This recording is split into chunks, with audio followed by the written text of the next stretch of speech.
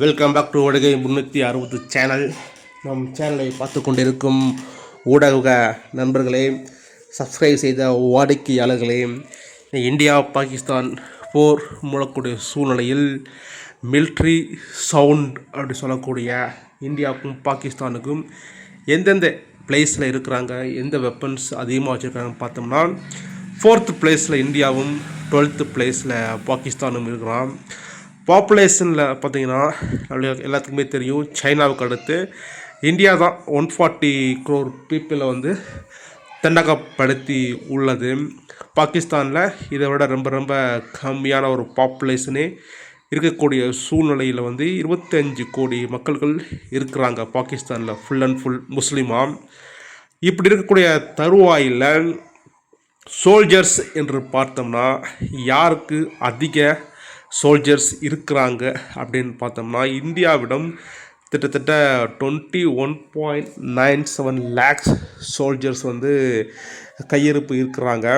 Attack ஆச்சுன்னா அனைவரும் களத்தில் குதிப்பாங்க. ஆனால் பாகிஸ்தானில் ஜஸ்ட் 13.11 lakhs மக்கள்கள் தான் சோல்ஜர்ஸாக பணி அமர்த்தப்பட்டு உள்ளார்கள்.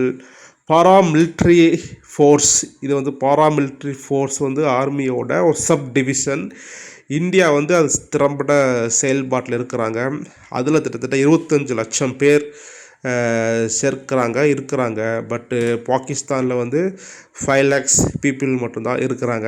பாரா மிலிட்ரி ஃபோர்ஸ் வந்து ரஷ்யா, இந்தியா தான் மிக திறம்பட செயல்படுத்தி கொண்டு வராங்கன்னு சொல்கிறாங்க.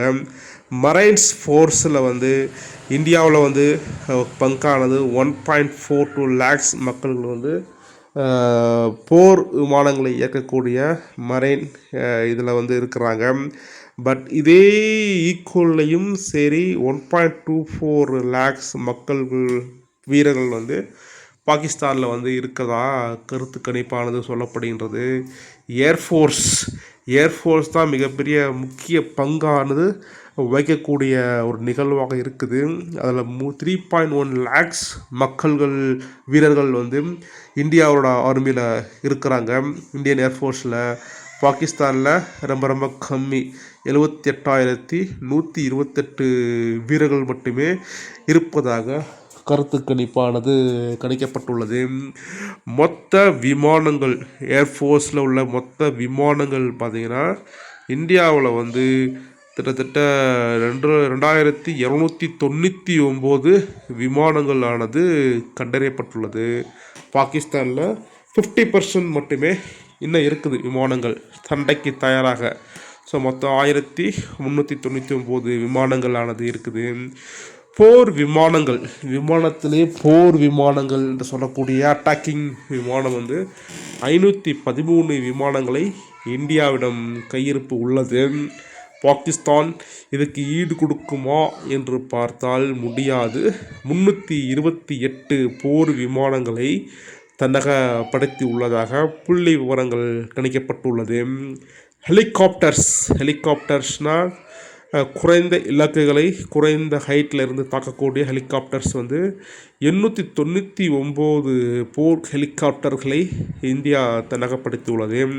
பாகிஸ்தான் இருக்குமா என்று சொன்னால் கண்டிப்பாக கிடையாது. 373 தான் ஹெலிகாப்டர்களை தன்னகப்படுத்தி உள்ளதாக புள்ளி விவரங்களானது கணிக்கப்பட்டுள்ளது. கவச வாகனங்கள் என்று சொல்லக்கூடிய போருக்கு செல்லக்கூடிய கவச வாகனங்கள் வந்து 1.48 lakhs வெஹிக்கிள்ஸ் வந்து இந்தியாவிடம் இருக்குது, மிக சிறம்பட ஆக்டிவ் கண்டிஷனில் இருக்குது. பட் பாகிஸ்தானில் வந்து கிட்டத்தட்ட 17,516 மட்டும்தான் இருப்பதாக கணிக்கப்பட்டுள்ளது. போர் மூன்றால் அனைத்தும் இந்தியா வந்து பயன்படுத்தும் எப்படி எந்த மாற்ற கருத்தும் கிடையாது. பீரங்கிகள் பார்த்திங்கன்னா இந்தியாவிடம் வந்து 4,201 பீரங்கிகள் வந்து இருக்குது. ஆனால் பாகிஸ்தானில் வந்து இவ்வளோக்கு ஈடு கொடுக்கக்கூடிய பீரங்கி இருக்குமா என்று சொன்னால் கிடையாது. 2,627 பீரங்கிகள் மட்டுமே இருப்பதாக கணிக்கப்பட்டுள்ளது. தாக்குதல் பீரங்கிகள் வந்து தர இருக்குது. பட் இருந்தாலும் இதெல்லாம் வைத்துக்கொண்டு போர் மூலமா என்று சொன்னால் டவுட்டு தான்.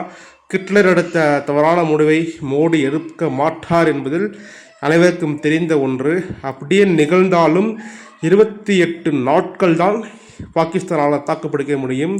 இந்தியா உலக வரைபடத்தில் பாகிஸ்தானை இல்லாமல் ஆக்கி விடுவது